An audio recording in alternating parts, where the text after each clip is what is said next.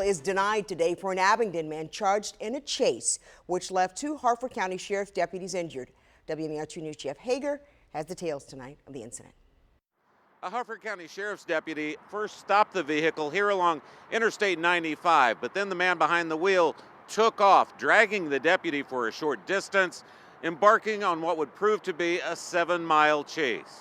A suspected drug deal prompted the deputy to pull over the car here at the Route 24 underpass along I-95, and when 33-year-old Jacob Michael Seaman reached under his seat, the deputy reached into the vehicle to try to stop him.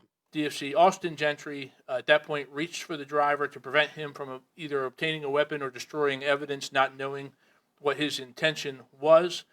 At that point, the suspect began to drive the vehicle, fleeing from the scene. The car dragged the deputy for a short distance, causing minor injuries, but Gentry jumped back into his squad car and gave chase.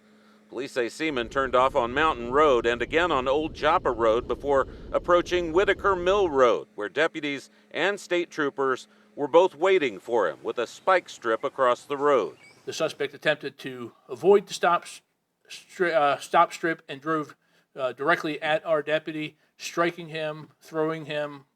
This accident, this collision, this act is still under investigation, being reconstructed by our traffic unit.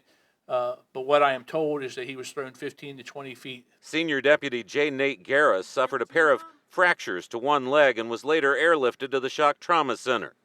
Once his car struck the deputy, Seaman ran into another car and totaled a state trooper's vehicle before he was chased down on foot and arrested. Police later discovered he was in possession of a small amount of marijuana and paraphernalia, which would have only resulted in a civil citation, and he would have been free to leave the scene after that initial stop. And in my opinion, had no business being on the street. I know his last infraction that we're familiar with, he was released earlier this year from the Harford County Detention Center and walked out the door there, went about a half mile, and stole a vehicle that was left unattended and running in front of the 7-Eleven, just a short distance away.